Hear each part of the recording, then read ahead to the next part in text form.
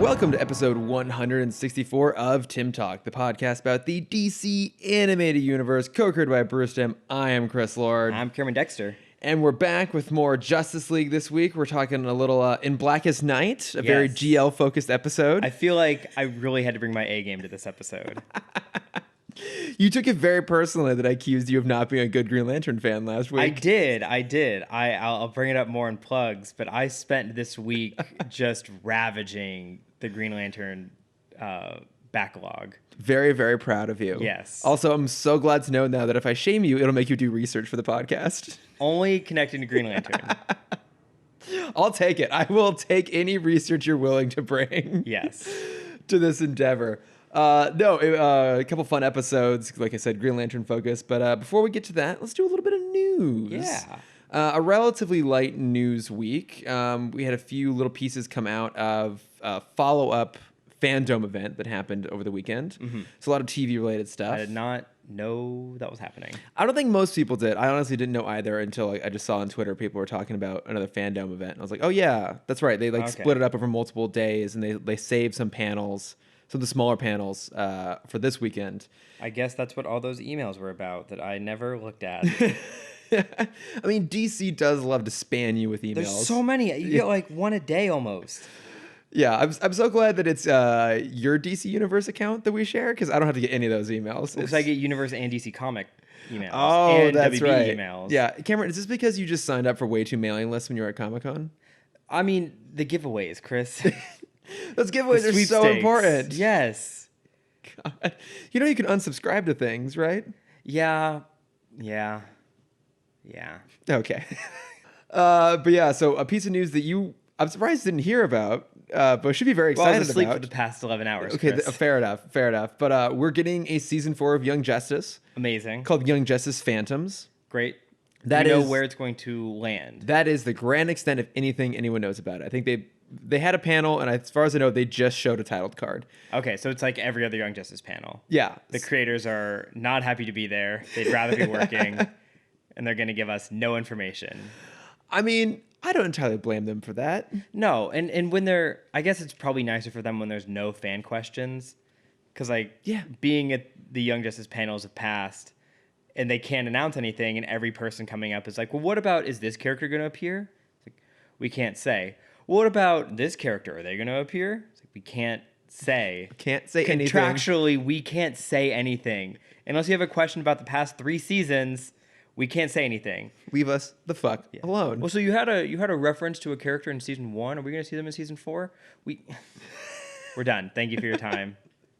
Honestly, just let them be. They give us great stuff. Just leave them alone. Wait, I'd rather be surprised. Wait for it to all happen. But yeah, we know nothing about it. We don't know who it's going to focus on. We don't know when it's going to get released. We don't know yet what platform it's going to be on, although I would suspect it's going to be HBO Max. Yeah. Given the other piece of news, which is that Doom Patrol Season 3 is confirmed. Woo. And it's coming exclusively to HBO Max. Have you been catching up on Doom Patrol? I sat down the other day to catch up. I started watching the first episode of Season 2, and I was like, what the fuck is happening? It's jarring. Season 2, episode 1 is jarring. So I went back to rewatch the finale of Season 1, and I was like, nothing connects them. I was like, this episode also makes no sense. I just stopped. I was like, you know what? I'm actually not excited about watching this. I'm forcing myself to watch this one episode and then kind of force myself to watch the rest of the show. 'Cause I didn't love Doom Patrol Season 1, and I just kind of went, you know what?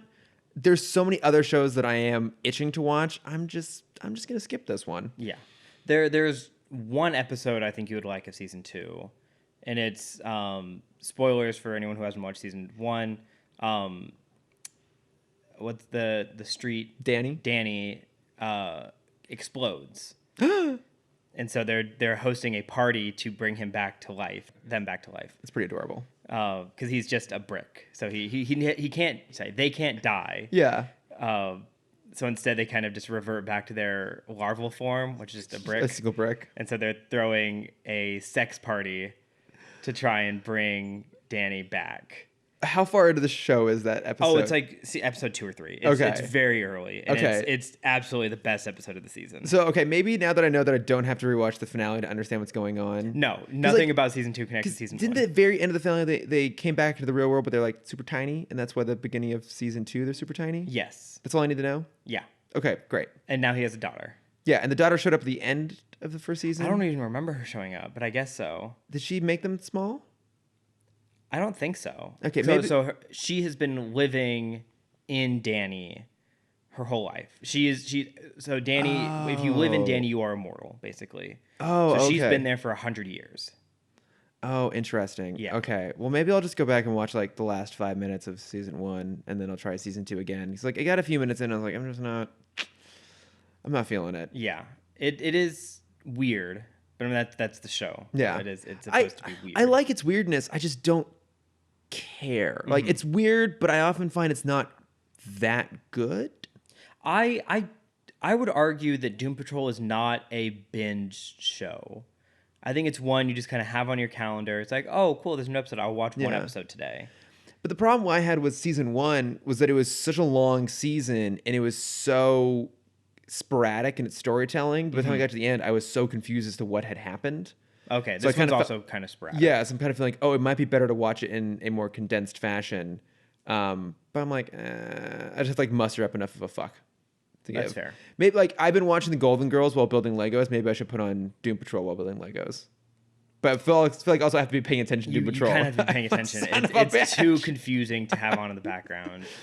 Because also, let me just say this, Golden Girls, like the perfect show to have on while doing other things because it's purely dialogue driven. You never have to like stop to like watch anything cinematic happen at any point. And it's just nonstop shade. It's fantastic. It's good. It's just like some, dialogue you stick in your back pocket. Yeah, it's great. Love it. Okay, so we're getting more Doom Patrol, which I think you care more about than I do. But hey, overall, I'm happy the show continues because I like all the cast involved in it, and it's fun and weird and different. The more of that we can get, the better. Absolutely. So, a little bit more stuff happening here. We got like pseudo confirmation from Barbara Muschietti, who's the sister of Andy Muschietti, the director of The Flash, that movie will basically just. I already am exhausted by that statement. Wait, don't you understand that The Flash is now the New Mutants? I do. Now New Mutants is out, so now all we care about is Flash. There's no more New Mutants news, so now it's just gonna be The Flash news. There will always be more New Mutant news. Well, don't worry, there will always be more Flash news. There will, yeah. Even if the Flash has to go back in time and change history so that things don't happen, so we can keep. Maybe that's the reason this movie hasn't happened yet. Is that the Flash himself is constantly going back in time and like stopping the production from happening, so it just gets dragged out. Yeah. Lord and Miller. Exactly. It's like Schrodinger's Flash movie. Like if it doesn't ever really exist, it could be good, it could be bad. Who knows? That's true. I mean, that's how we felt with New Mutants. And then it ended up being very bad. Yeah, which to be fair, we haven't seen yet. Still haven't seen. Still want to. Still desperately want to. We might. I actually have more to say about that when we get to notes from friends at the end there. Okay.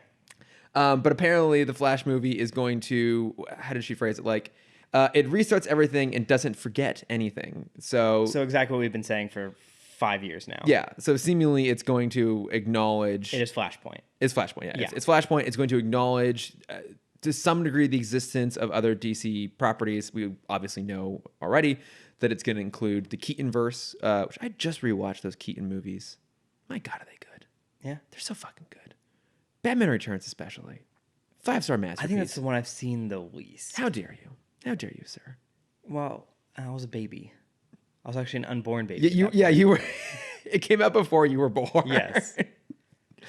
To be fair, it came out before I was old enough to go see it in theaters. And go back and rewatching it, that movie is very sexual. And I'm not just talking about Catwoman, because weirdly enough, she's not the most sexual part of it. It's like the Penguin is just such a creepy, weird little incel. Yeah. That everything he says and does is like really, really sexually tinged.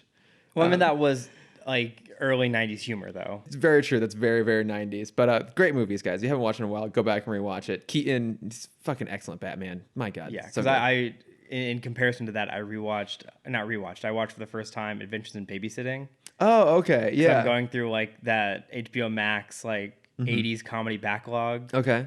And yeah, it's one of those characters is the exact same. It's just like this sex-fueled 14-year-old who will do anything and everything in order to maybe see a boob. Yeah, that sounds about right. Yeah. Yeah. It's like, oh, yeah. That's the 90s. Yeah, that's the 80s. 80s and 90s, pretty much.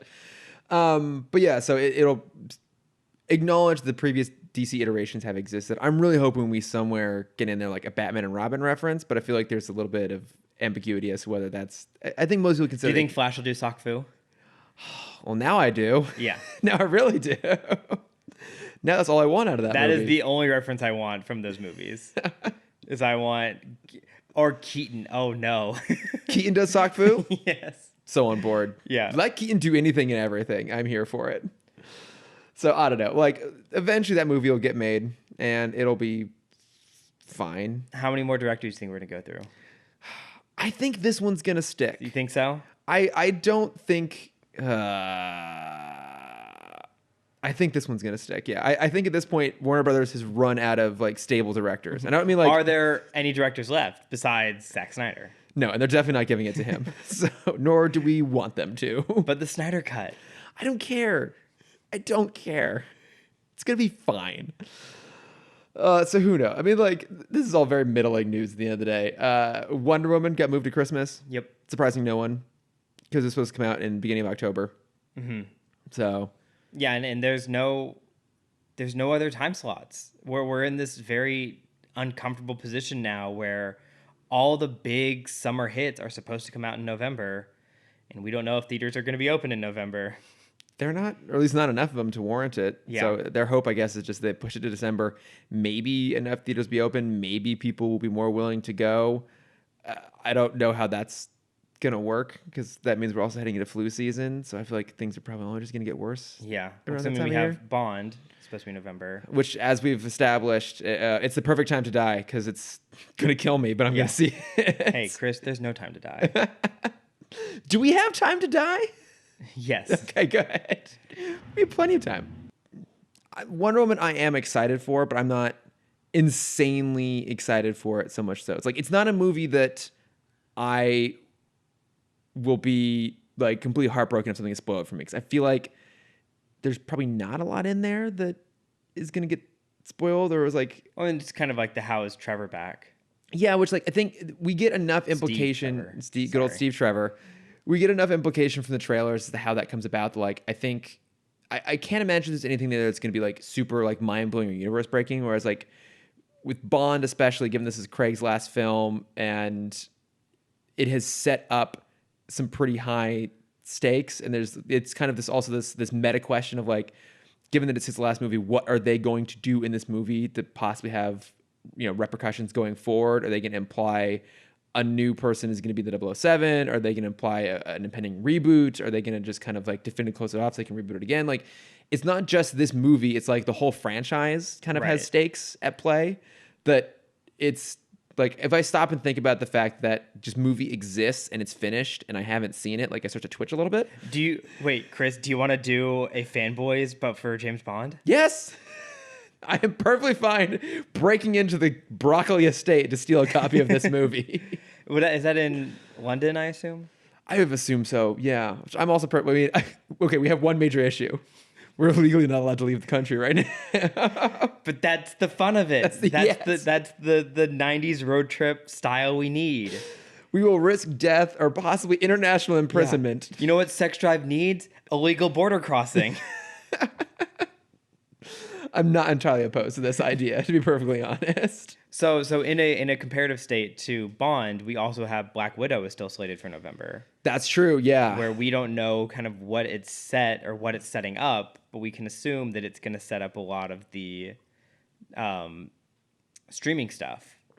Yeah, quite possibly. And with the lackluster performance, I'll say, of Mulan so far, we don't know how that's going to affect potential future digital releases. And so this, I'm potentially opening up a lengthy can of worms here, but I'm ready. I'm revving up. I feel like though Mulan was intended, I still believe was intended to be a test bed for Black Widow, I feel like there are so many other external factors at play in regards to the success of that movie that I don't know if Disney got the answers they wanted as to whether this would work. Oh, absolutely not. I think that movie just hit a landmine. Yeah. And Disney is just really trying to scrap up the pieces right now. Yeah. And no one knows what to do with that movie. Yeah. And I'm not going to go into like a lot of the political controversy around the movie because, to be honest, I'm just not super informed about it. And I would hate to like say the kind of wrong thing here or not portray it accurately. But basically, like, there's a lot of reasons why people are upset with this movie in China, there's a lot of reasons Around the world. Around the Yeah. world, especially in China, there's a lot of reasons why people are upset with this movie, and I feel like that has created such a quagmire for Disney that they don't know really whether a movie released this manner works or not because this movie had its own particular problems. Yeah. So It's nuts. yeah. So who knows? Who knows? Who knows at this point? Every time we think we're heading towards some sort of normalcy, something else happens and it all gets pushed back. So who knows? By the end of this year, maybe I'll have seen Bond. Maybe I'll be dead. But I don't know. We shall see. But the last little piece of news here is just want to acknowledge the sad passing of Dame Diana Rigg. Mm-hmm. Yes. So for me, obviously, most well known for playing Tracy DiVincenzo, aka Tracy Bond, in On Her Majesty's Secret Service, one of the best Bond films of all time. If you disagree with me, come at me. I will fight you on this. I disagree with you. I will fight you on this. You're not informed. You're just doing this for a bit. Shut up, Cameron. I think it's... Go read some Green Lantern comics. The other one is better. Which one is On Her Majesty's Secret Service? The third one. Great. Already off to a terrible start. Which actor is it? Oh. Okay, not Craig, not Brosnan. I don't think Connery, which leaves two. And one of them is only in 2, so I'm not going to say him. So it's the one from Doom Patrol. Okay, everything about that is wrong. Damn it. I'm not even gonna bother with this bit you're attempting here. No, but who's the one that's only in 2? Like Laszlo? No, or something? Timothy Dalton, who's in Doom Patrol, is Yes. only in 2. His were in Oh. the 80s. George Lazenby was only in 1, and That's it was something of Lazenby. on That was her- close with Laszlo. That was pretty close. ish. But It's got the L. It's got the Z. you're so close. That is. Is it Connery? No, it's not Connery. I just said it's George Lazenby. Oh, it's his one. It's his one. Damn it. Yes. Look, it's an excellent movie.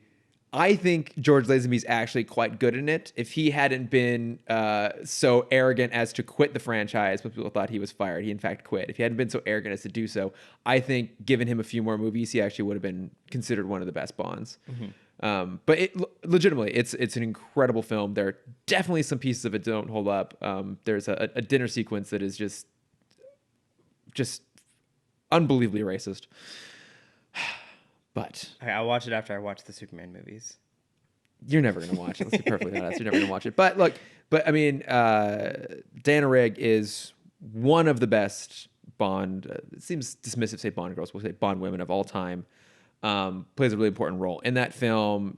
Is able to like have this incredible on-screen presence, and she also was famous for being in the Avengers in the '60s, and then very happy that she recently got a chance to kind of return to the zeitgeist by being Lady Tyrell in Game of Thrones, where she just got to like say the best one-liners. Oh my god, she was the best character. She was the best character. Was that the turning point of the show when they killed her? Is that when everything went down? I think it would kind of coincide with right around the same time. Yeah. I mean, she gets to go down in history as having the greatest line of all time, which is just tell Cersei it was me. Yeah. And then just drinks the poison. And just dies.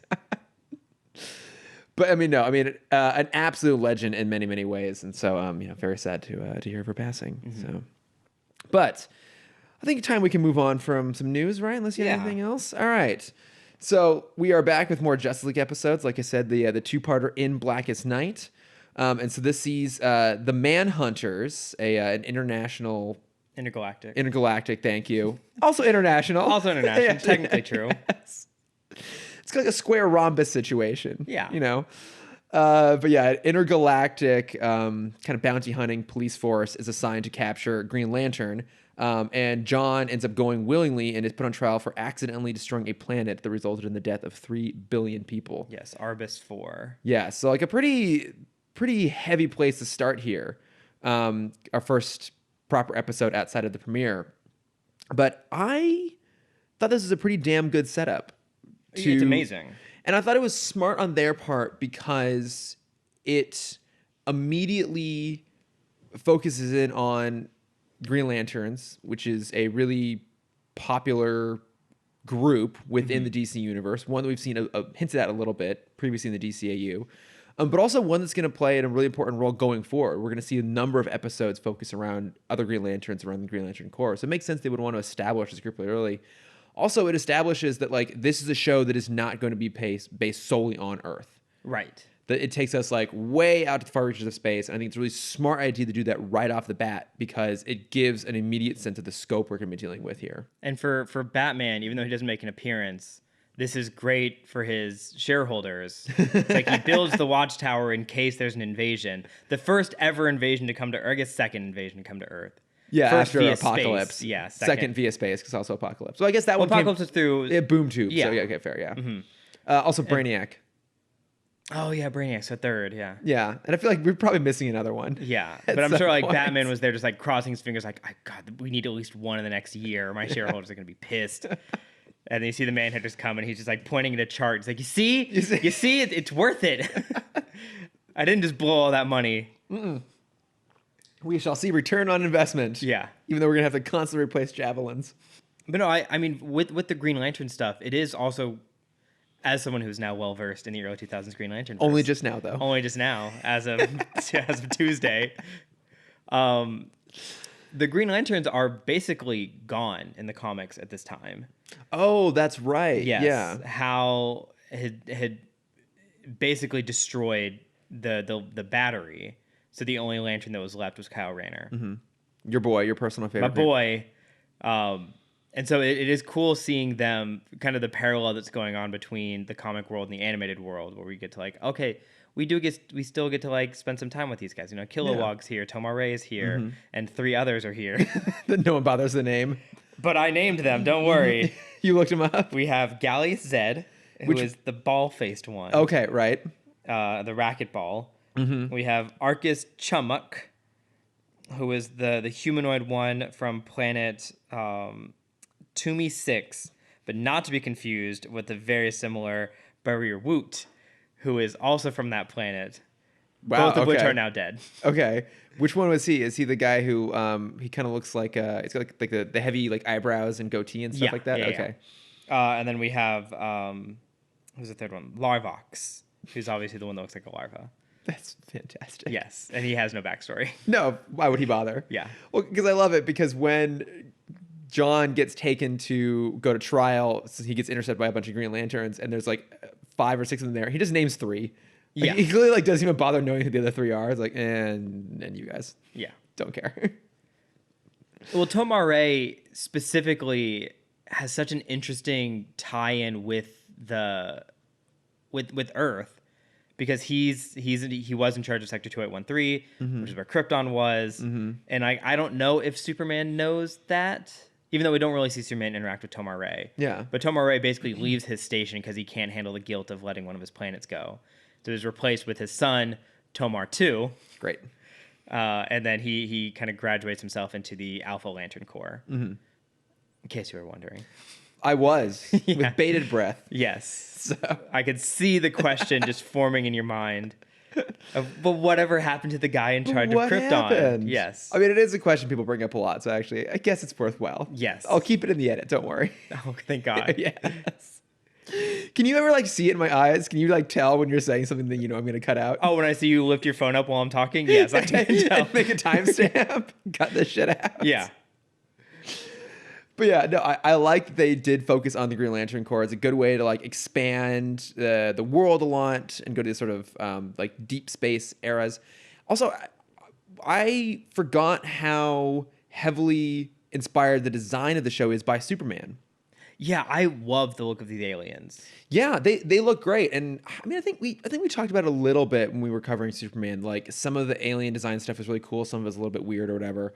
But given that, even when I watched Justice League, I didn't rewatch Superman really at that point. I just saw bits and pieces of it when it came out, 4 years prior.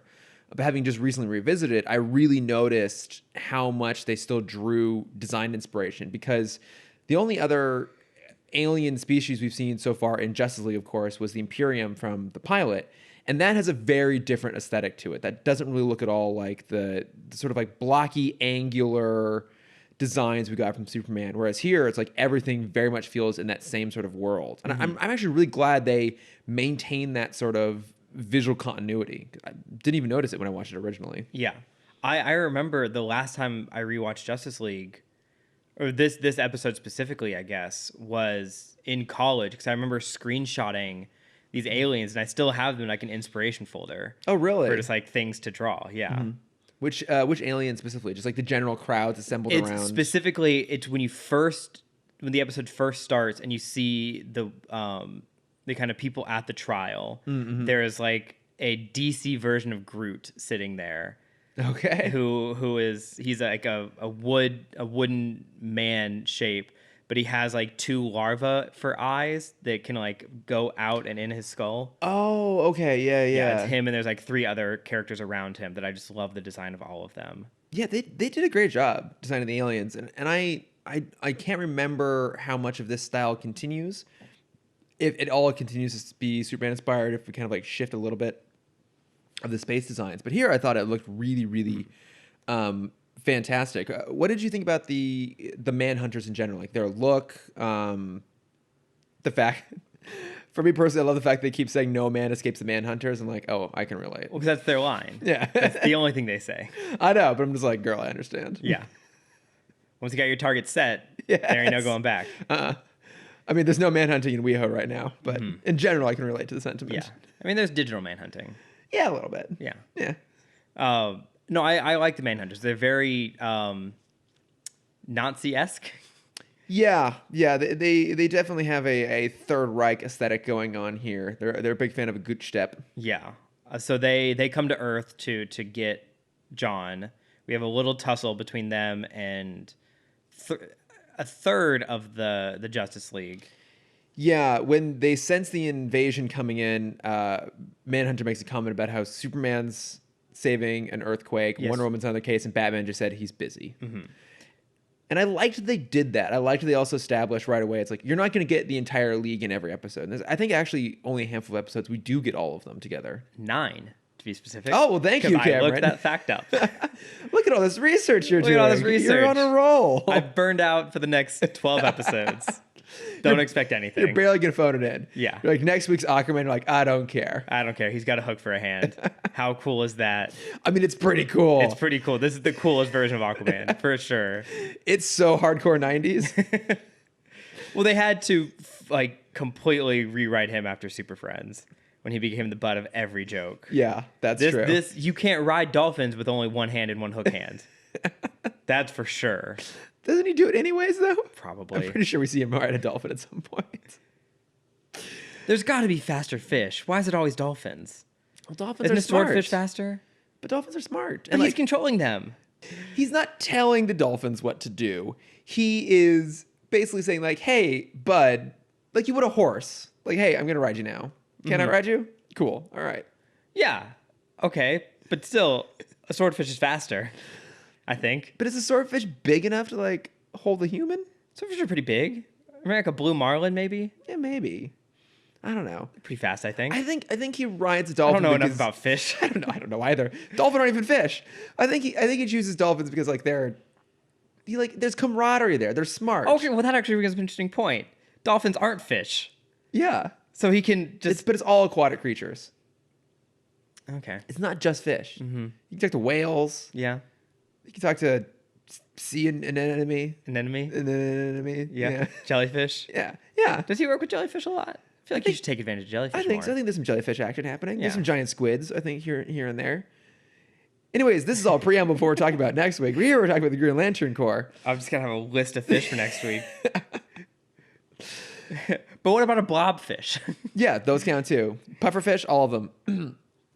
But yeah, like we get the Manhunters coming in, and it's interesting because they make a comment about how if like he one of them, like the lead one, looks at John and says, if I had emotions, I'd feel sorry for you, which is also weird because like 2 seconds later, someone makes a snarky comment and one of the Manhunters goes around as if like to fight someone, like his ego got bruised. Yeah. So I was like, I don't know how this works exactly. I mean, that is in the comics. That is the point of the Manhunters. The reason they were removed via the Guardians is because they couldn't emote or use emotions to differ good from evil, as they roughly say here. Yeah, like they don't have judgment, right? Yes, but you later find out, as the issue that I just finished, like as one of the Manhunters is about to be destroyed, he does show fear, Oh, which makes interesting. the Lanterns worried that even non-sentient creatures can fear, which is their greatest uh, rival emotion. Oh, okay. Yeah, I guess that makes sense. Yeah, it's cool. It's a cool story. Nice. Yeah. Nice. Oh, we haven't even talked about the intro yet. We missed it last week. We haven't talked about the intro. It's ugly as fuck. It's not great.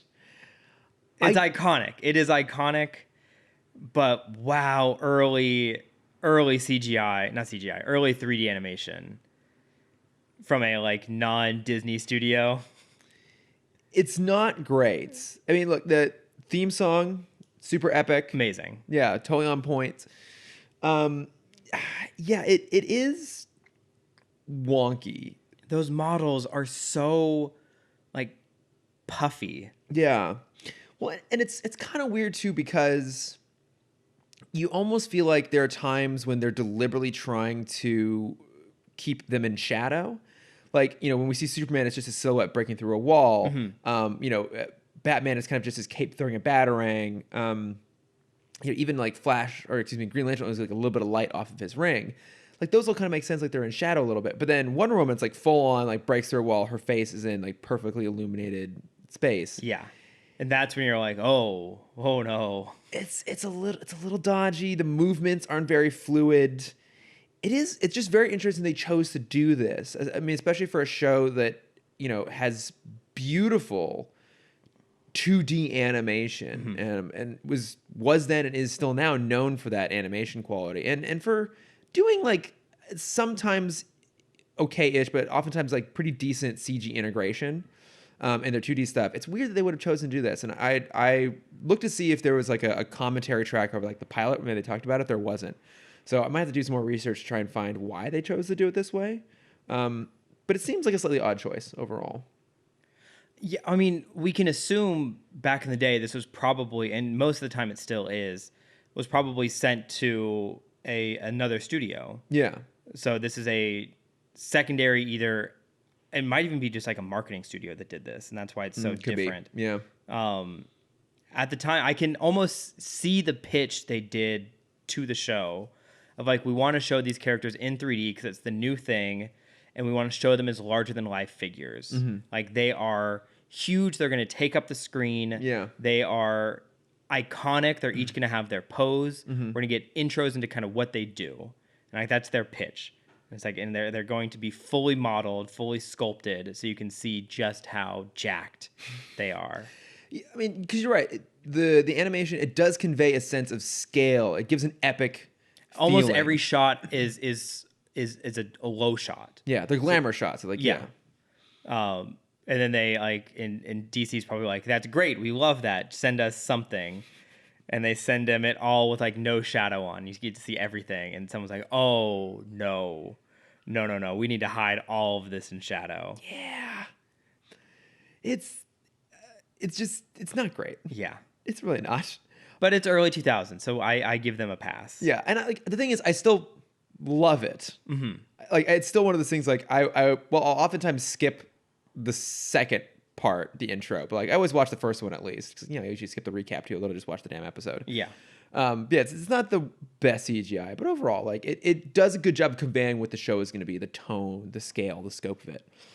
Yeah, I'm trying to see if I can find the studio that did it. I'll come back to you on that. Okay, yeah, because like they're, so the fight happens between the League and the Manhunters. John goes willingly, and everyone's kind of like surprised why, and then that takes up a lot of the episode. Eventually, they get out to the planet. It takes a while for the League to figure out where he is. They get there. We get the full story of what happened, which is that Green Lantern was trying to capture Kanjar Ro. Yes. And love him. Yes, great character. And then when Kanjar Ro's like fleet comes in to defend him, Green Lantern shoots a beam. It hits one of the deflector shields, glances off, strikes a lava flow on what was the planet's name? Something 4. Arcanus 4. Arbus. Argus. Argus 4. I could have written it down, but I just didn't bother. Artemis Fowl Argus 4. 4. Yes. Oh, that's never going to happen. But Argus 4, it starts a lava flow and basically creates like this instantaneous chain reaction that destroys the whole planet. And after this whole story is told, the League is trying to defend him, and then the kind of cliffhanger button of the whole thing is GL just going like, "No, I'm guilty," which I think a pretty good cliffhanger would end things, because I think also when these aired, they did have a week between. Okay. Oh yeah, that's a really good place to do that. Yeah.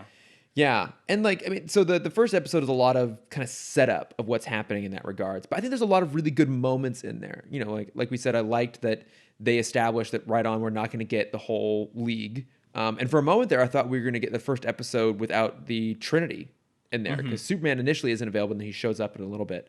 But I was like, oh, like that's a bold way to go. It's like, you think it's going to focus on the characters you know best. Like, no, it's really going to spend time with everybody else. Initially or eventually he does. I mean, to our critique from last week, Hot Girl does have a little bit more to do in this episode. We see that she's kind of this hothead, action first, consequences later character. Yeah, because she decides that she is going to get shit sorted. She's not going to wait around for this to happen. Like, she's going to go out, take action, find stuff. And she just constantly gets to be a total badass. Yeah. She single-handedly, without her mace, beats 4 Green Lanterns. Yeah. While Kilowog just like sits and enjoys watching his teammates get beat up. And I love that line too, because she goes there. Cruisers. Yeah, she goes there to basically get the Green Lantern Corps to stand behind their colleague, and they're kind of giving her shit. And you know, someone like the bartender comes like, "Hey, like no weapon." She's like, "Oh, you think I need a mace to take you guys down?" And she just throws her mace and embeds it in a wall, and then just beats the shit out of them. It's great. I also love too. The Flash is like constantly flirting with her. Mm-hmm. Is there a Hawk Boy? Yes. Hey, we'll get an answer to that eventually. We do. Which does lead to the theory that you had that this was all written out to begin with. Not a theory. It happened. It did. Wait, I thought you couldn't find like proof of that. I thought it was. I have not found the Bible yet. Oh, okay, fine. But there is a Bible out there. Okay, that had the whole series kind of specced out. I guess that would be considered a conspiracy theory if I can't prove it yet. Yes, that's why I said theory.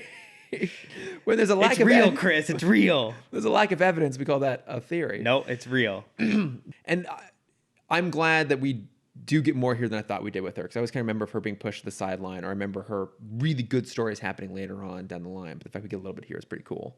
Yeah, and this time we get Martian Manhunter pushed to the side. Yeah. And by push to the side, I mean everyone gets to beat him up constantly. I made a note. It took 7 minutes and 7 seconds before he gets stunned. And he is such a punching bag right now. He really is. I understand why he never leaves the Watchtower in JLU. Yeah. Jesus, they just never stop beating on him. He's become the Superman in that regard. Superman in his show, they were constantly having to come up with reasons to like depower him to like quote unquote raise the stakes. And I feel bad because he really is just like shunted off the sideline. I will say this time it did take 2 hits though, compared to last week when he was only down in 1 hit each time. That's true. That's true. He's building up his resilience. Yeah. But no, that was kind of fun. Okay, I also have a question for you. Maybe you know, because you've been doing so much Green Lantern research. Oh, yes, please. So when we first see John Stewart, not Jones, John Stewart, he's back home in his hometown. He's not in his Green Lantern uniform. He's walking around street clothes, got a trench coat, sunglasses on. He's trying to like kind of go a little bit incognito. Like clearly he is guilty about what happened, the destruction of the planet. And so he's kind of hiding out, trying to figure out how to deal with this situation. Possibly even just knowing they're going to come after him and waiting for it to happen. That's how I saw it. Was like him kind of like enjoying his last moments on Earth. Yeah. Like this is where I want to be is at his home. But when he realizes that the Justice League is tussling with the Manhunters, he puts on his uniform. So he his uniform like shows up over his street clothes.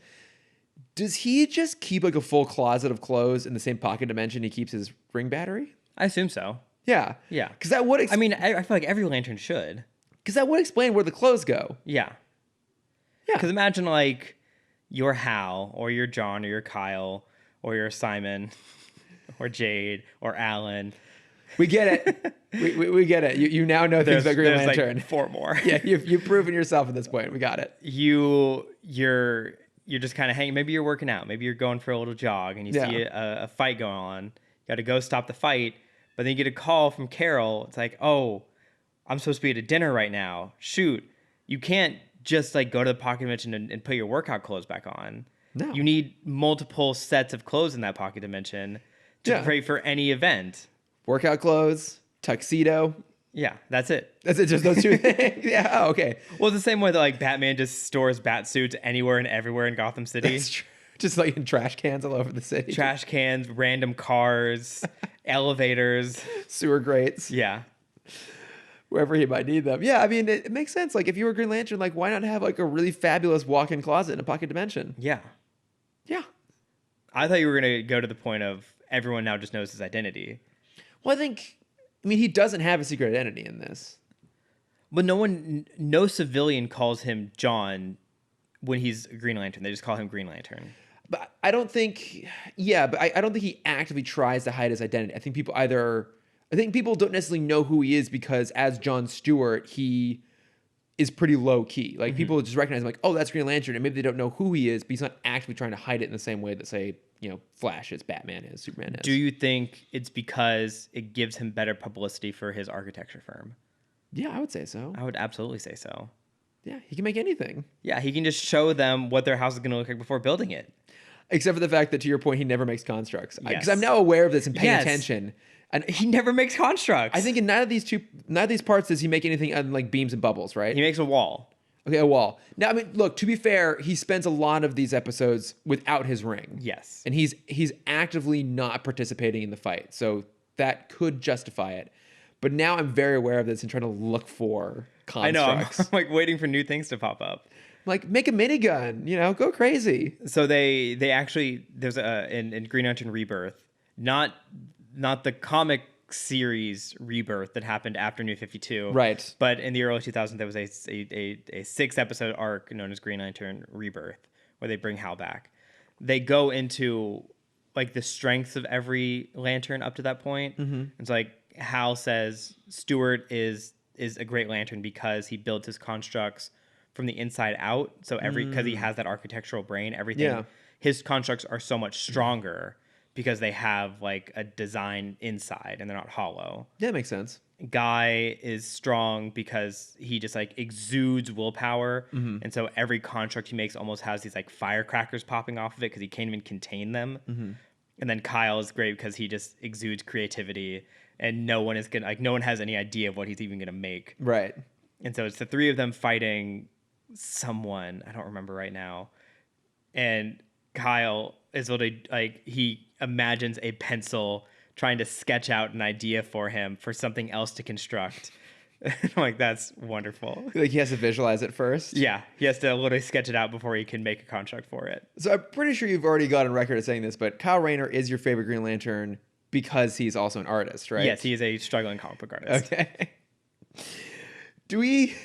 I love how that when he was created in the 90s, right? 94, yeah. Like that would have been like the nerdiest thing they could have come up with. Like they were like, okay, how can we like make this character relatable to our audience? Oh, I know, like he's gonna be a comic book artist. But he's also a cool looking comic artist. Yeah, he's also like crazy handsome. Yeah, he's not the comic book guy from The Simpsons. Yeah. He suffers from like Andrew Garfield Spider-Man syndrome where he's like supposed to be this loser outcast, but he's got like perfect hair and is super suave and rides a skateboard all the time and is just cool as fuck. But I love that now, let's be honest, the equivalent of that would be a podcaster. Oh, absolutely. Oh my God. And as far as I know, there's not a superhero out there who's also a podcaster. But if there is, please write in and let us know. Yeah, who is the Kevin Smith of the of the DC or Marvel universe? But that is absolutely our modern era's equivalent of a struggling comic book artist. Also, what they should do is if they ever rewrite Inhumans after this tragic Inhuman story that has been going on since 2010, make Black Bolt the podcaster. The world's worst podcaster because he can't speak? Exactly. No, before he gets his power, he's a podcaster. Well, he always has his power. He's an Inhuman. I know, but it's a rewrite, Chris. No. It's a rewrite. We get to do whatever we want. No. It's our universe. No. The thing is, they're fictional characters, so we can tell them to do whatever we want to do, Chris. Congratulations, Cameron. You just found a way to make a version of the Inhumans worse than the one we got. Well done. Yes. He's a podcaster who can't podcast. What a tragic backstory. The greatest tragedy known to mankind. A podcaster deprived of their, in quotes, gift. Yes. What is the Joe Rogan God. Oh, God. of the Inhumans? Oh, let's not talk Joe Rogan. But yeah, I mean, so it's a lot of just kind of like setup in this first episode. But like I said, there was some fun moments there. Anything else in the first episode? Or should we just jump on to part two? I enjoy Kinjaro because he was my first non-Sinestro Green Lantern villain. From the comics? From First Flight, if you remember the movie. Came out 2009-ish. I know I've seen it, but I don't think I've seen it since it came out. It's great. It's up there for one of my favorite DC animated films. It's back before the New 52 Green Lantern or DC films, so they were still good. Yeah. But yeah, and he kind of, depending on your version of the story, it's different. But most of the time, Kinjaro is the one that killed Abin Sur, which starts Hal with his ring. Yeah. So in this one, they twisted, and now he's kind of interfering with John's life. But yeah, he's very meddlesome, and it's cool to see him again. Okay, nice. Now, I'm trying to remember, in First Flight, is that element still in play, that he's one that kills Abin Sur? Yeah, I mean, he's the main villain for the first two acts. Okay. Because you later find out the reason he killed Abin Sur was to hide the fact that he was working with the Ranians to build the Sinestro battery. Oh, okay. All right. Yeah, that does kind of ring a bell a little bit. I should go back and rewatch that one, actually. It's really good. At some point. Yeah. Because there's that one, and then Emerald Knights is the other Green Lantern animated film. And that's more like a vignette style one, Yeah, it's right? 3 shorts. Yeah. Triptych? Yes, a triple dick. Triple dick, yeah. Perfect. But yeah, so then we get to the second part, in which case the rest of Justice League is basically trying to prove John's innocence. So Supes and Martian Manhunter go off to go investigate what happened with the planet that was destroyed. Hawkgirl goes off to kind of do her own investigation and try and get the Green Lanterns to ride behind her. And then the Flash is left basically having to be John's lawyer. Which is amazing. Which is the worst possible person to have to do that job. Despite his ability to maybe because of his ability to just rant for a long time, it kind of helps a little bit. But also love that the tribunal explains that they solve their lawyer problem by making it so that any advocate for someone on trial must suffer the same penalty at the end of it. Which is fair. It is fair. It's a good joke, but it's also pretty fair. But yeah, it's like we talked about. Hawkgirl goes off and like picks a fight with the Lanterns. Eventually gets Kilowog to show up as a character witness, which is a really nice moment. I love Kilowog. Me too. He's always just like such a sweetheart, despite his appearance. This lovable bruiser. Yeah. Well, because he's the what's the word? The drill sergeant. He's the Green Lantern drill sergeant. That's right. So he trains all the Lanterns. So he has to have this tough exterior. So he calls everyone a poozer. Yeah. But like everyone loves him. He's everyone's like best friend in the core. Softy. Yeah. He's a big old softy. But Superman and Martian Manhunter go out to investigate, and so they go to the moon of the planet, and they realize like, oh, this moon is still orbiting something. So something is still there, and they realize that the destruction of the planet and also its disappearance were actually a projection, an illusion that was projecting off this massive machine on the moon. And Kanjar Ro helped all set it up, and he did it because, to no one's surprise, it's the Manhunters who are behind the whole thing, because they used to be the intergalactic police force and international. It's a square rhombus situation. I don't know if you know this. Created by the Guardians, and then they were eventually decommissioned and replaced by the Green Lantern Corps. Yes. Which, I think everyone kind of saw that coming. They clearly are the villains right from the beginning, right? Yeah. Also, it's very unlikely that Green Lantern was actually ever going to have blown up a planet and killed 3 billion people. Well. Okay, that's right. I say that. Totally ignoring everything that happened to Hal Jordan in the comics. Yes. Emerald Twilight is when Hal kills all the Green Lanterns. Yeah. So because it's not quite 3 billion. No. But if you kind of like tack on killing 3,600 who are supposed to protect like 1 trillion, you're probably gonna lose a couple billion in there. Yeah, it's not a good look. Yeah. It's not a good look overall. But I think one of the most interesting things about this episode is John genuinely feeling like he has to be held accountable. Oh, and that's for one his of my actions. Favorite moments is when they realized that it was Kinjaro the whole time. Yeah. And John who's this very calm, very poised, very like always logic focused. He's a former Marine. Yeah, loses control for a second. Yeah. And is about to just straight up murder someone in front of an entire coliseum of witnesses. Yeah. Well, I mean, because you definitely get a sense of the guilt he carries from this. And his way of showing it is to be quiet and closed off and reserved. And he's always kind of reserved guy to begin with, but you really see the pain. Like, he is willingly letting himself go to what he knows will be his death. He doesn't defend himself in court. He's constantly telling other people to not step in to try and help him.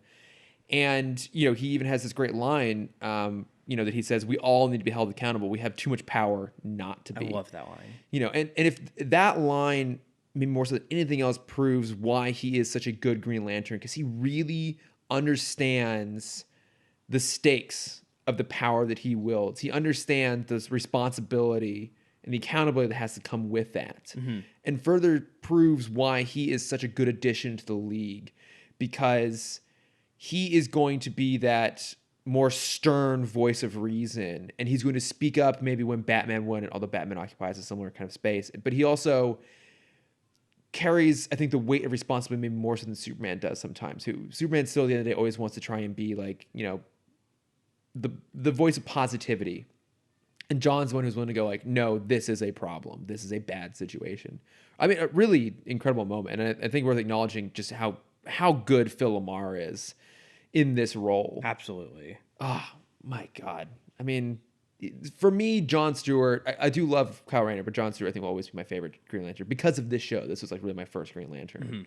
God damn. Yeah, that's very reasonable. Yeah. So in this, with Flash working as his lawyer, we have a great moment. It is the third time in the DCAU we get an O.J. Simpson reference. Yes. Where Flash has the great line: "If the ring doesn't fit, if the ring isn't lit, you must acquit." Which just like snaps to those writers. That's beautiful. Can you name the other two times it was used? One was in New Batman, in the episode that you like, Fear No Evil? No. What's it? Over the Edge? Over the Edge. And I don't know the second one. Yeah, so it's in a Joker episode. Joker's Wild, maybe? Close. Joker's Millions. Millions. Okay. Yes, so in Joker's Millions, the lawyer says if a man's filled with glee, that man must go free. That's good. That's which is fantastic. And then in Over the Edge, it's when they're interviewing all of the rogues gallery, because they now know who Bruce Wayne is. He's Batman, and they want to get like a massive settlement out of it. And they turn to a very Johnny Cochran style lawyer, and he says, if the bat's on a spree, he must pay the fee. It's just very good. It's great. It's great. Well used here as well. So with the plan being, only the first part of the plan is accusing John. Right. The reason this plan is effective is because the Manhunters are hoping the Guardians will come and protect one of their own, which they almost didn't. Yeah. Half of them didn't. Yeah, only a handful could show up there. Yes. The real reason for this trial was to get the Guardians off of Oa so the Manhunters could go and take over, which is like a very, very well thought out plan, honestly. It actually is pretty solid. Because those guys don't get off their seats ever. No. They don't go anywhere. Yeah. Because they don't. Do they have to eat or go to the bathroom? I don't think so. They're just like immortal beings. They've been around since the beginning of time. Oh, okay. One of them is named Ganthet. Great. And then there's others. And others not named Ganthet. Yeah. I don't know why I'm asking this question. Do they procreate? No. Okay. They don't do anything. Okay. They're the overseers of the universe. So that excuse me. That's what was interesting when they're asking, because what would the other guy be when they're having the trial, and there's the guy questioning Kenjaro, and he questions Kilowog. Well, I mean, so the three heads in the panel are kind of like the judges. Yes, but then there's the guy in the floating platform with the one neck. think his equivalent would be a prosecutor, I would say. Yeah. So he is advocating for John's guilt rather than his innocence. So if he's not guilty, does that guy die? No, he just goes free. Okay. No, what? No. Okay, I guess you have a good point. They've gotten rid of lawyers, so I guess instead, I mean, he would be like the DA essentially. Okay, that's fair. So he's asking Kilowog, like, oh, who gave you the right to this power? Who gives you the right to decide who's good versus evil? And Kilowog is like, well, I do, because like I use my best judgment. Yeah. And then he questions like, oh, so what gives you the power to decide who's good and who's evil? The Guardians did. Yeah. The Guardians clearly did. The Guardians kind of tell them what is like where the shit is going on, and they kind of go and fix it. Well, also the Guardians are very particular about who they choose. Yeah. Very, very particular. I mean, maybe less so in the case of 2814 because they have so many fucking people. They have 7. Jesus Christ. But, they even talk about that they pick Green Lanterns because they trust them to use their best judgment to act in the best interest of those they're designed to protect. And it's their way of advocating for John, not necessarily denying that what happened, but saying that they chose him for a reason. Yeah. And so that means nothing to the judges. No, they don't care. And then Superman and Hawkgirl and Martian Manhunter come back, and they're like, oh, just kidding, this planet's not destroyed. It's all been a ruse by that guy. Bump, And bump, they bump. point at Kentaro. He goes, who, me? I also love it too because when the Justice League first shows up, Superman just like flies through the glass dome to like interrupt the trial. And when they come back again to interrupt to like prove that it's been innocent, there's a patch that's been put over the hole, and Superman just flies through the patch again. I mean, that is nicer than him breaking through a different part of the glass. It's fair, but it was also just like it's probably one of the best visual jokes the show is going to have. It's really subtle, but it really tickled me. I thought that was hilarious. I appreciated it. But yeah, they come to realize that they have to head back to Oa because the lead the Manhunter is able to basically break through the Oa's defenses, and the lead Manhunter goes into the ring itself, or the battery itself, and like takes over all of the Green Lantern's powers and just basically like saps them all dry. Yeah. Which happens surprisingly very often. They need much better security on that power battery. I'm not too surprised because like it is the worst thing that can happen to the Green Lantern Corps. Yeah. Is that the power gets corrupted by someone evil. Yeah, so to fight it, John finally steps up, and he basically absorbs the Manhunter into his ring, and then shoots him out into space, and then that reverts the battery back to its natural state. Right. Well, but Cameron, how does he do it though? How does he absorb the Manhunter? Oh, do you want the dialogue word for word? Look, at some point you were going to say the oath. I wasn't planning on saying the oath. I'm giving you the opportunity here, Cameron. He says the oath. Go ahead. In Brightest Day and Blackest Night, we shall escape. No. Don't rush through it like you're embarrassed to say it. I'm embarrassed to say it. No, don't. I am always embarrassed to say the This oath. is literally we are podcasting about a 20-year-old cartoon. I don't think you can get more embarrassing than that. All right, I'll make it my ring then. Did you bring your ring? Okay, guys. Really? Just that on real quick. Really feel it. Put the zhuzh behind it. In Blackest Night, no evil shall escape my sight. Let those holy shit, hold on. Brightest Day and Blackest Night. I'm missing a line. What am I doing? What am I doing here? Do you want to do it from the top? What am I doing here? You want to do it from the top? In Brightest Day and Blackest Night, no evil shall escape my sight. Let those. I'm still fucking missing a line. What Let line those am I who missing? worship evil's might. I feel like there's another line in there. Beware my power, Green Lantern's light. Yeah, no, I know that part, but that's the last line. No, that's it. There's a third line. No, there's not. Jesus Christ. Is there not? Am I just dumb? Now I just feel bad reading it off the internet. Because now I feel like a fake fan. Do you want me to cut this whole thing out? That is the whole thing. That's the whole thing. What is wrong with me? Cameron, you put me in a very compromised position. I was trying to make it clear that you were like a proper Green Lantern fan. That was like the that joke. Was the whole point of this week. The joke of this week was to play you up as a really great Green Lantern fan, and then in the middle of reciting the oath, you forgot it. The oath. Oh. I felt like there's a fourth line in there. There's not. That's it. There is only 4 lines. I thought there was a 5th line. No, know what? Moment's passed. It's past. I'm ashamed. You put me on a spot. You put me on a pedestal, and I just fell off. Literally, you just watched the episodes. You watched them like within the last 2 hours. Yeah. Wow. Cameron, I tried to save you. I really did. No, that's fine. That's fine. I deserve this.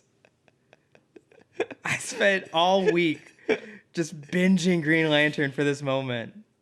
And here we are. Here we are nonetheless. Here we are. I mean, do you have anything else you want to say about these episodes to try and save yourself, or should we just shamefully move on from this? Ganthet becomes the head of the Blue Lanterns later. Great. I know their oath. Is that because he's blue? They're all blue. Yeah, but like, is that why they picked him to become the head of the Blue No, Lanterns? because he's the one that realizes that the emotional spectrum goes beyond willpower and fear. Oh, okay. And that a good component of willpower is hope. Okay. Well, isn't that fantastic? And he finds Saint Walker. Oh, great. And he's great. All right. Well, off of that very embarrassing moment from Cameron, why don't we move on to our plugs? Cameron, what do you got to plug this week? Well, now I feel dumb.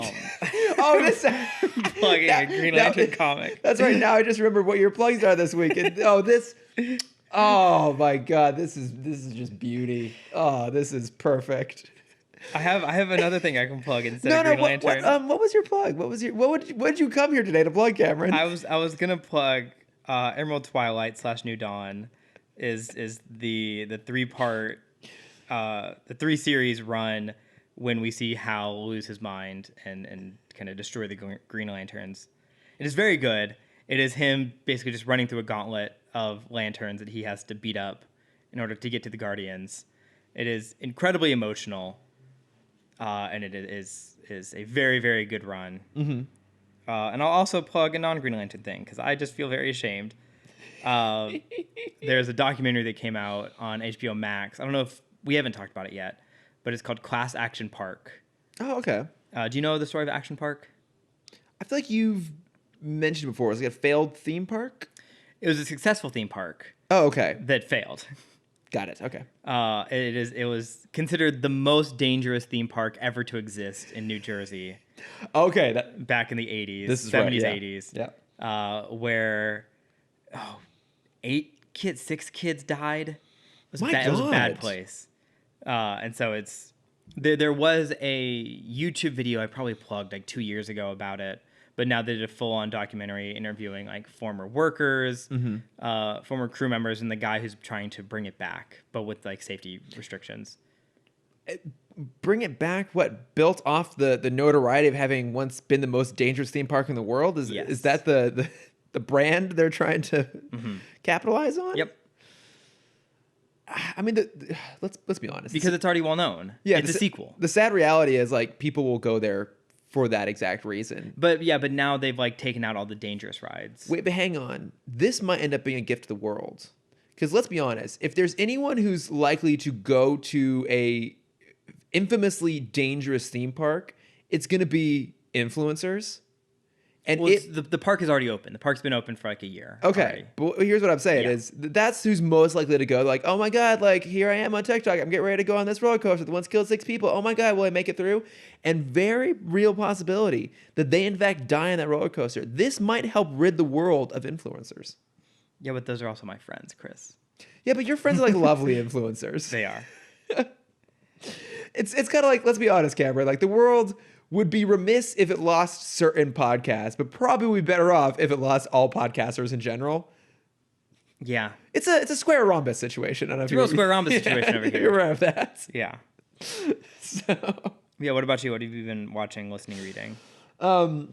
I just watched Justice League Dark Apocalypse Wars, which is the final installment in the, let me make sure I get this right, the DC animated movie universe, aka DCAMU. Yes, aka DCMU. Yes, the good old DCMU. DCMU. The essentially what we often refer to as like the new 52 continuity within the direct to digital DC films, the one that started with the Flashpoint paradox. Some have been better, some have been worse. I know you are a big fan of Flashpoint. I haven't watched it since I first saw it a few years ago, but that's when I kind of want to go revisit. You know, mixed bag, I'd say overall. But this is the conclusion of that whole universe. And so I'm going to kind of say as little about it as possible because it was very surprising in a lot of ways. Because it is the final film in that universe, they take some very cool and interesting and surprising swings that I was definitely not expecting. Okay. So I would say, you know, if you want to check it out, go in with as little knowledge as possible. And I would also say that you don't necessarily have to know the other films verbatim to understand what's going on. Like they reference enough key elements from the previous films so that you can kind of get the loose continuity. Like they acknowledge like this all started with the Flashpoint paradox and stuff like that. So you don't necessarily have to like go back and rewatch everything in order for this to work and feel like a conclusion. It is at times like overly graphically violent. It's rated R, and it definitely feels like they were trying really hard to like earn that R rating. And like it also focuses primarily on John Constantine. Mm-hmm. Oh yeah, because it's a dark franchise. Yeah, exactly. And so this is the same John Constantine that's been voiced by Matt Ryan, who played him on the NBC show, and then it subsequently continued to play him in the Arrowverse. He's the guy that John Krasinski played on that. Yes, exactly. Yes. Jack Reacher. Jack Reacher, Ryan. Also played by Chris Pine. Yeah, of course. And Ben Affleck. Yeah. And Harrison Ford. And Alec Baldwin.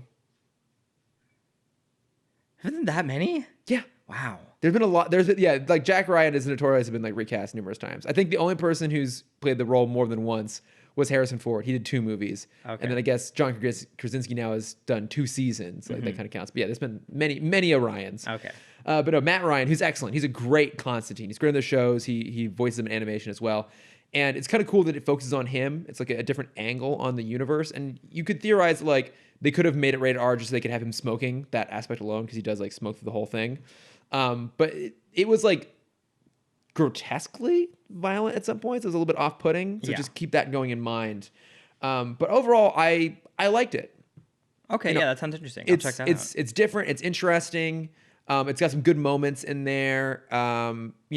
Surprising choices. It works well as a conclusion to that universe, but also stand its own as just a very interesting like what if sort of storyline that I think other universes would not be willing to go. Wouldn't be willing to go that direction. So I think it's worth checking out. Great. Hey everyone, it's Chris. Just jumping back in real quick because during Bat Plugs, I totally forgot to mention that our friends over at the Watchtower database, so that's the proper DCAU experts, Maddie, Ted, and James, are doing a 24-hour birthday bash live stream event this Thursday, September 17th, starting at 12 p.m. Pacific. Yes, that's 2 days after this podcast drops. They have a really awesome lineup of stuff, including panels talking about the new Gotham adventures, some live Q&As with director Dan Reba. They're doing one with Susan Eisenberg, super exciting. And then, of course, we have a panel at 6 p.m. on Thursday the 17th with the guys over at the DCAU Review Podcast, where we're going to be going through our top 5 DCAU episodes. So just want to jump back in real quick to remind you guys that's happening. Please go check it out. It's up on our Twitch stream. You can check out our pinned tweet to find the link. Very, very excited for that. And with that, I return you to your regularly scheduled podcast. Thanks. But yeah, so along those lines, you had a surprisingly relatable question. I did. What's the question this week? Back in Cameron's question corner. Yes. We, Chris, are coming up on one of our favorite holidays, Halloween. Indeed. Which is over a month away. And it's not going to happen this year. And it's not happening in LA. So in preparation, I have a spooky question for you. Spooky? Spooky. What would you consider the worst possible way to kill a character in comics? Right. So when you asked me this question, I think I like sped read it, and so I kind of missed. I didn't realize you were asking me to like create one. That's fine. We don't have to. We can save that because this was a last minute question. Yes. So that I didn't come up with one because I'm just not that fucked up. I'm gonna be perfectly honest. I'm just not that. Some of these psychotic. Are really fucked up. There are very messed up ways they kill people in very comics. Grotesque. So it worked out well though because you and I actually ended up approaching this differently because you went and researched like some of the most grotesque deaths in comics, and I thought about not necessarily what is grotesque death, but like what are just really unsatisfying deaths in comics. Mm-hmm. And so for me, obviously the first place I went was the concept of fridging. Mm-hmm. So I imagine most people listening to this are comic readers. They understand what fridging is. But for those who don't, let me explain. So in Green Lantern number 54, apropos of our conversation today, from 1994, written by Ron Mars, Kyle Rayner comes home to his apartment to find that his girlfriend, Alexandra DeWitt, has been killed by the villain Major Force and stuffed into a refrigerator. Mm-hmm. Would also be a good example of really absurd, grotesque deaths. Yes. But what this ended up becoming was a point where the fan community, also some of the writers, so like Gail Simone, excellent, very famous comic book writer, she actually created this website that was just called Women in Fridges. And it's basically became a list of all the times a female character is killed off, essentially just to drive a male character's story forward, which is exactly what they did with the girlfriend for Kyle. And someone then tried to point out like a counter example of like male characters that killed off.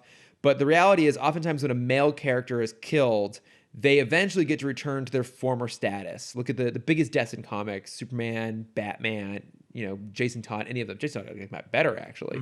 They eventually get to go back to where they were before, whereas a lot of times the female characters are either permanently left dead or permanently left damaged or disabled. Barbara Gordon being an example. She didn't go back to being full Batgirl until relatively recently, I think. So I didn't think about that. That's really interesting. Yeah, and so that is just an example of like just when characters are killed for bad reasons. And the other thing I was looking at was when a character's death just is not satisfying. So like when Superman died in the 90s, everyone thought he was legitimately dead. Like, and he's in a Kryptonian sleep, man. He was in a Kryptonian sleep. He was just taking a big old crypto nap. Taking a break. Just wanted to grow out that mullet. Yeah. That middle stage is awkward. Like, as someone who's been trying to grow out a beard, I can tell you, like, that 2-month stage between like the no beard and beard, incredibly awkward. It is. Yeah. And I wish I could just go into Kryptonian sleep and just let it grow out. Yeah. So then I come out with like that nice, fresh, woven, beautiful beard. He had to have a good reason to disappear and come back with a full-on mullet. But like everyone thought he was dead, and I think that return arc ended up taking like the better part of a year for it to actually happen. So people really thought he was gone. And obviously now any character that dies comes back around again. Like I think Green Arrow has died and come back, and then having just read the death and return of Batman story, I knew that he was going to come back. But I feel like now at this point, any character that dies, you just kind of know. Well, and also with how often they just refresh the universe. Yeah, that's part of it too. I mean, DC has refreshed the universe 2 huge times in the last 10 years, approximately. Like, death just doesn't carry that kind of weight anymore. So oftentimes a character's death just doesn't feel satisfying because we know it's going to happen. Sometimes also, their deaths are incredibly complicated. Like, for example, I wanted to read about the death and return of Batman, and to do so, I had to read fucking Final Crisis, which is one of the most asinine comics I've ever read in my entire life. Yep.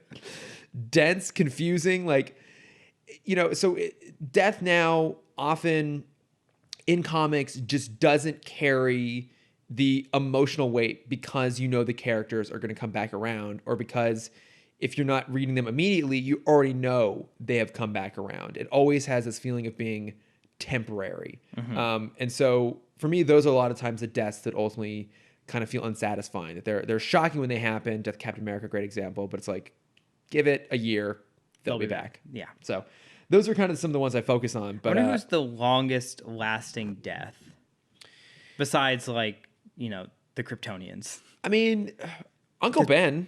Uncle Ben's still pretty much the only character that like has in most iterations died and stayed dead. Yeah, the Waynes. Yeah, I feel like what was like the phrase, like everyone in comics comes back to life except for Uncle Ben, Bucky, and Jason Todd. Maybe I'm paraphrasing there.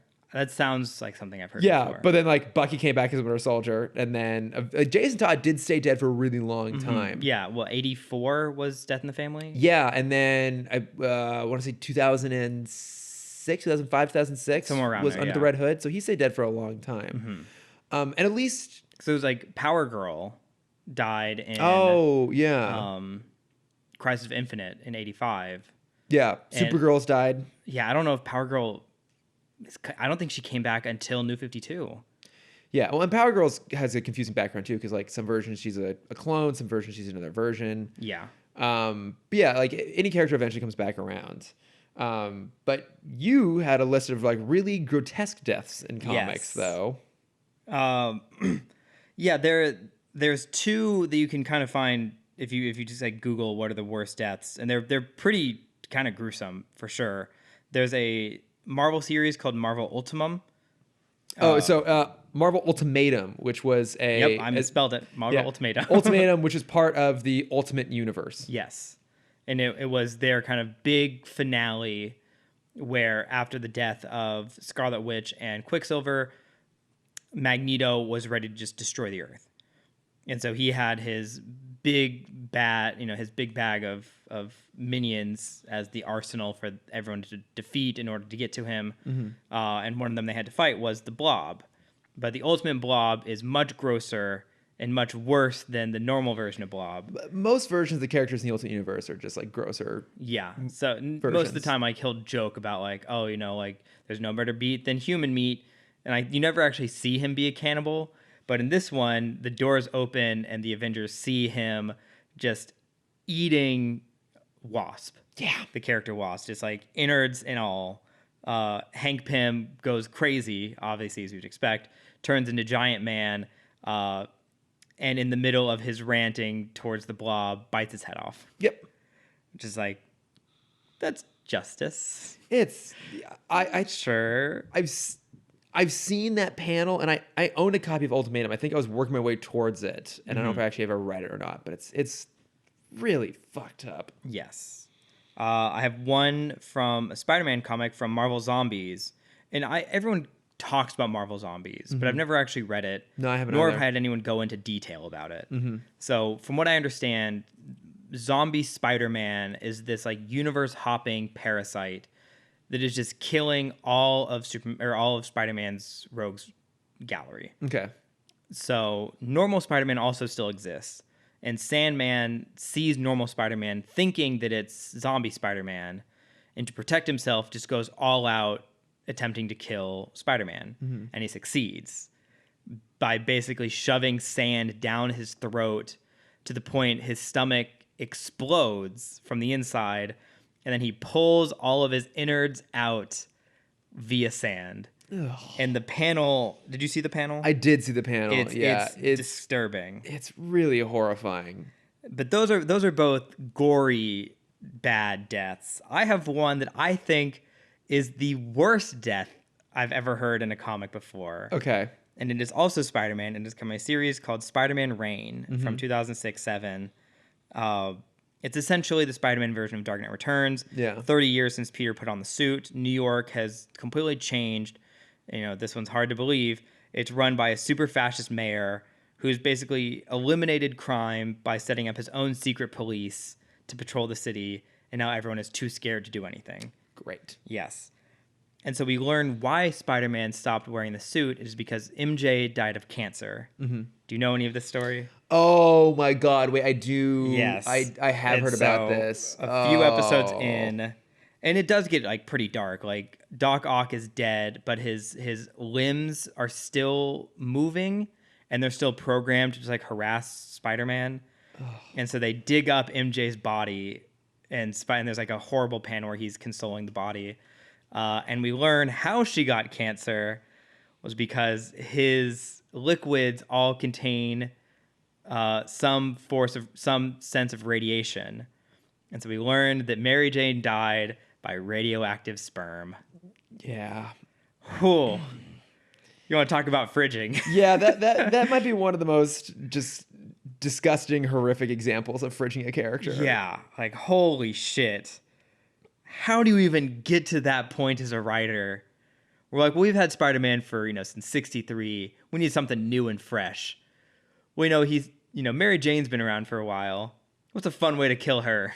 Oh. God, that's awful. Yeah, oh man. There's a reason no one talks about that, and they still talk about Dark Knight Returns. Yeah, because I was going to say, because I almost forgot that Dark Knight Returns has some pretty grotesque deaths. Like when the Joker gas goes off on what is essentially the Conan show. And then when the Joker, like, I guess spoilers for Dark Knight Returns, a 30-year-old comic at this point, but like when he breaks his own neck to frame Batman for his murder, like that's pretty grotesque. But yeah, I think you're right. I think that radioactive sperm is a really rough way to go. That's just depressing. Yeah. Really depressing. I flipped through some of those comic pages. That whole series is just depressing. Like at least with Dark Knight Returns, Bruce is still like a semblance of a person. Yeah. But in this one, Spider-Man is like it opens on him getting fired from a flower shop, him having no backbone, getting beat up in the street, trying to save someone, and the secret police comes and breaks his arm. And it's just like this constant downhill, and I guess it must come uphill at some point. Because the reason he comes back is J. Jonah Jameson is like, I know I was a piece of shit to you, but like New York needs you right now, and he just almost kills J. Jonah Jameson. Jesus Christ. Like, it is a dark comic. So maybe skip that one. Maybe just skip that one. You got the ending. You know what happens. I'm sure there's another issue, but yeah. What a way to go. Oh, God. Well, if you guys as listeners have any really horrible comic deaths, either grotesque ones or just ones that you found like very unsatisfying or just like stupid and problematic, yeah, would love to know, because there have obviously been many deaths over the course of the comics. Would love to hear. But if you want to, you can find us at Timm Talk Pod on Facebook, Twitter, Instagram, and Gmail. That's right. And we had a few people write in over this last week to say hello. So Ashley Clark wrote in on Instagram to correct me. Whelm is a real word. Ha! I thought it was just a running joke in Young Justice. It is actually a real word. I looked it up. It originally meant to cover, bury, or submerge, which is how you kind of got the idea of like underwhelm or overwhelm sort of taking over as the more common use of the word. And then she also sent me a link to a video from this YouTuber called NerdSync, where he explains the history of the word whelmed. I will include that down in the notes. But don't you look stupid? Don't I look stupid, though? Thank God. Like the stupidest thing on this podcast has happened today. That's why I'm confessing this, Cameron, just to try and make you look a little bit better if I can. But then she also sent me this really great Tumblr post, which I'll also put down in the show notes, which is basically just like a long list of examples of Batman actually being like a good person and trying to address the roots of crime. Because obviously we're getting a lot of people talking in regards to the trailer for The Batman about how he's just like ruthlessly beating the crap out of criminals and how he can be seen as a sort of like a justification for like extreme police brutality. And I think a lot of the movie versions haven't done a great job of showing that Bruce and Batman, both those personas, go out of their way to try and address the root problems. And I think BTOS often does that. We've seen in BTOS, like, he hires on former criminals, the ventriloquist being one of them. The only villain that got a nice happy ending was ventriloquist because Bruce hired him on. Yeah. We see multiple examples of that happening. Well, I would say it's because it's harder to write a detective film than it is an action film. And so they kind of replace Batman's detective side, which is his prominent side, with just ruthless violence to answer a simple question. Exactly, yeah. And he just becomes like a bruiser for the most part. And you lose a lot of like the interesting subtext of that character. And so the Tumblr post just shows a bunch of examples from BTOS and points at the comics where he's proving that he cares. Like even examples of where I think one of them was maybe even from The Killing Joke, he's like talking with the Joker, like trying to help him, sort of thing. I'm so glad you sent that, Ashley, because it's a real thing. Like there's a lot of examples of Batman being like having a heart. I think the problem is now a lot of people just think of a softer, kinder version of Bruce Wayne as being like the 60s version or Batman and Robin. And they're like, well, that's campy. It's like, well, you can have Bruce Wayne still be like a nice, honorable guy and not have it be campy. Like those are not mutually exclusive things. No, so thank you for that. And then also Sam Gash wrote in. Sam. Good old Sam had some thoughts on stuff we talked about on last week's episode. So he said, in regards to the Imperium, I think the sun didn't affect them because on Mars, their smoke machines had already successfully darkened the sky, and the Martians didn't know what was happening in time to stop it. Got it. That could be a pretty reasonable thing, yeah. And also, he doesn't know how GL could have been bad at protecting his sector when he probably never saw the aliens in the first place. So hold on. So jumping back to this episode really fast, 'cause I forgot that was a point I had to make. The Guardians know that planet is still in existence. Yeah, but aren't the Guardians kind of assholes sometimes? They're supposed to be indifferent. Yes. Yeah, and isn't in there indifferent sometimes like we're going to let this play out naturally rather than intervening? Right. But the four that did go, or the five that did go, couldn't one of them just been like, hey, we see all, and I can tell you with full certainty that planet is still there. Like, we can go visit that planet if you want. They're lazy. They don't do anything. Lazy. Yeah. Also, do you think the Guardians ever like get freaky with each other? No, because they're all old men. So There's a lady guardian that comes in later. Okay. I don't know. I keep thinking like, what would happen? She just hates all of them. I think I would Understandably. too. Yeah. I just keep thinking like, what would happen if I was a, Green Lantern, if I'm like Guy Gardner and I go like ask him a question, I show up and there's like this just big guardian fuck pile happening in the middle of the room. No, I don't think so. Okay. Maybe I am kind of fucked up. Maybe a little bit. Maybe a little bit. Yeah. Yeah. Okay. You need to talk to somebody. I already do. Yeah. Maybe I need to talk to somebody more. Yeah. Yeah. So let's do like a twice a week kind of thing. I might have upped those sessions. Yeah. I clearly got some shit to work through. But he also had a point about the Pokemon Digimon thing. Oh. He said the video was super cool because it was a deep dive into the core tenets of the various franchises. Also, did you know that Gotta Catch 'Em All is just for a Western audience? It's not part of the original Japanese show. I did know that. No, of course you did know Yeah. that. But I didn't Same know with that. the Poker app. Really? Yeah.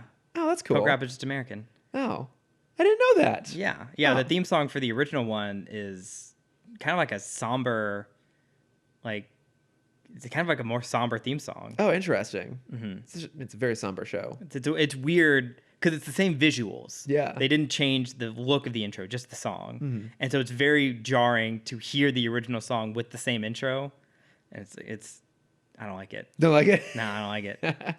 I don't blame you. But I didn't know that, Sam. That's awesome. Thanks for letting me know. I just assumed that the blatant corporate greed came from the original source. I should have realized that it was obviously the Americans who did it. No, there's a great video over what's the company that did all the early dubs? 4Kids TV. Is notorious for just doing these horrible remakes of certain scenes because they didn't know what like some things couldn't fly in America that could go fine in Japan. Yeah. And they weren't sure how well American audience knew Japanese tropes and jokes. And so one of the most infamous ones is Brock, if you remember Brock. I do. He holds up a rice ball, but he wasn't sure Americans knew what rice balls were, so they dubbed over it a donut. And so that's a long running joke with the fans is you would go to like anime conventions and people will have like free donut signs and it'll just be a tray of rice balls. That's fantastic. That's a great show. Yeah. Oh, that is awesome. And then we had one more note come in. Yeah, no, it was a good week. It's a very good week. Yeah, so Chris Ballard wrote in and he said, hey guys, I'm surprised you haven't tried a drive-in theater up till now. California is one of the states where they still thrive. In fact, I recall seeing Indiana Jones and the Last Crusade as a kid in 1989 at the West Wind Capitol Drive-In in San Jose, which I think I went to that. I seem to, because I grew up near San Jose. I feel like I know where that is, and I may have gone out there once to see a movie and didn't end up seeing it. I don't know. Rings a faint bell in the back of my mind. Have you done a drive-in before? I don't think so. Not that I can recall. Because they weren't a big thing in Dallas. Okay, I'm sure there was one somewhere, but I had like 3 movie theaters in like a 5-mile radius of me. Yeah, well, kind of same. Like I know of at least 2 around the Bay Area, but yeah, there was way more theaters that would just go to that instead. But he very handily also wrote in with a list of suggestions. Ooh, because I feel like you and I are tempting possibly going to see New Mutants at the drive-in. Well, I think Tenet is also now at drive-ins. Oh, really? So that's a better choice. That might be a better choice. Yeah. Okay. Well, yeah. Tenet. Think about it. It's a palindrome. But he has some suggestions. So he said, number 1, bring lounge chairs, blankets, or picnic camping furniture if you want to sit in front of your car instead of inside. Because sometimes summer viewing is best done in the fresh air. 2, and this is very critical, arrive as early as possible. I have heard that. Right when the gates open because the lines get long and you want to get a good spot. He also said 3, bone up on your retro intermission reels. The more successful drive-ins running new digital projectors but still convert some of their old 35mm runs to classics or play DVD remasters of them. He said, remember to buy a Chili Dilly. He sent a video link to an old drive-in movie advertisement for chilled pickles called Chili. So in that Chili sounds Dilly. awesome. It's super cute. I'll put that down in the notes too. It's really fun. Number 4, keep jumper cables or an emergency battery jumper box on you. If you top charge your car battery and you're running a stock stereo system for the movie, you probably should be fine. However, if your battery is 5 years old or running a subwoofer amp, your alternator isn't performing well, you may need to start the car in the middle of it just to keep your battery going. That's one of the reasons I fear doing that. Yeah. I have an older car. I think if we go, we should take my car. Yeah. Well, I've also seen people you can buy because it's through it's through the radio. It's like an FM channel, right? So I've seen people buy just an external radio that attaches to the car. Okay, that's smart. That might be a good way to go too. Yeah, because the last thing you want is your car battery to die, and then you're stuck trying to get out of there. Yeah. He said, birthday beeps, audience participation, and socializing is common at drive-ins. This is a little more pre-COVID stuff. But besides honking your horn and flashing lights in response to prompts from the announcer, bring some frisbees, a set of badminton rackets, or board games to help break the ice. Again, for kind of pre-COVID drive-ins, or when they are still going after COVID. That pre-COVID drive-ins can be as interactive as fun as a typical 4th of July barbecue. Which I can totally see that. I can see that being like actually really fun kind of social I thing. see. It's like it's a nerd tailgate. Yeah, exactly. Which sounds way better than a normal tailgate. Absolutely. Which actually tailgates are kind of fun. I don't do a lot of tailgates. It's just day drinking and barbecue. Yeah. Yeah, I don't care about whatever sports are happening. Yay, sports. Yay, sports. And the last thing, temporary drive-ins have also become a thing due to COVID. They typically set up a basic rock concert stage frame, portable power source, and projector in mall parking lots. While they often cost more than permanent drive-ins, they're often more convenient to find and attend than the handful of traditional drive-ins left in the United States. So yeah, I've heard in a lot of Midwest cities, Targets have actually, because Target's been closing early, they've been reformatting themselves to be kind of a temporary drive-in theater. Oh, that's clever. Yeah, I think you like drive behind the Target and they're using the back wall as a yeah, that makes sense. Mm-hmm. Yeah, that could be kind of cool. No, we should probably go at some point. Yeah, and I know the Rose Bowl is doing the same thing. Oh, okay, yeah. Very curious to see that. So, but yeah, then his last thing was he's very excited that we're on Justice League and can't wait to hear our thoughts on how Jon Stewart compares to Hal Jordan. He's more his style of Green Lantern. Yeah. So yeah, and hey, you got a little bit of that today. You got a little bit. Worked out great. But no, thank you, Sam, Chris, and Ashley for writing in. Always appreciate it. Yeah. So, like I said, if you have thoughts on these episodes, if you have suggestions for really gruesome comic book deaths, or other Halloween themed questions, or a question you'd love to hear us answer, you can find us at Timm Talk Pod on Twitter, Instagram, Facebook, and Gmail. Wow, that's all of them. I struggled with that one for some reason there. Maybe because I did it twice. I can't understand. I don't get how you do that. I don't know. How you could just mess up something so innate in your bones. So simple. Something so like deeply ingrained in your soul. Something you've been saying for years and years and years on end, bragging to people how good you are at it. It's fine. No flubs can escape my sight. Nope. And if you want to find me, I am at Lordifer on Twitter and Instagram. If you want to see my face, you can find that at CamDexter_Adventures. If you want to see my art, you can find that at Cameron.Dexter. Hey, you landed it. Did it backwards. You did it. But thank you as listening for always. We'll be back next week with some more Justice League. This time talking The Enemy Below, which is going to be a big Aquaman-themed episode. Yes. So, he's got a hook. He's got a hook. So if you have a list of sea creatures that you're wondering whether Aquaman can communicate with, or if you have a theory as to why he picks dolphins in particular to ride around There's on. So many faster animals. There are. Would love to know. But like I said, thank you as always. And we'll see you next week. Talk to you later. Bye. Brightest day, blackest night, and we shall escape my sight, that those who worship evil might beware of her green hidden light. I hate this podcast. Well done. Well done.